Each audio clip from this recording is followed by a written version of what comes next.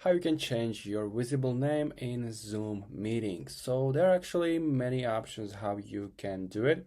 The first option is when you are joining a meeting. If I click here, you can set your custom name. So if you are joining that meeting, this name will be visible. Make sure to add here the meeting ID and then click on join, and you will have this name in that meeting. Second way how you can do it is to you can create your new meeting if you are a host. Now you can go to participants and find yourself. Here click on three dots and you can rename yourself.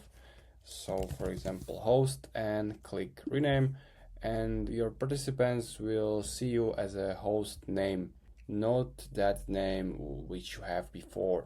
So this is the second way. And the third way how you can do it, you can click on your profile, click on profile and open my profile. It's gonna open you the zoom.com, and here you have to log into your account and change your name, and it's gonna be different by default, so you don't have to change it every time when you join any meeting. So it's simply as that. If you find this video helpful, please consider liking this video, and see you next time.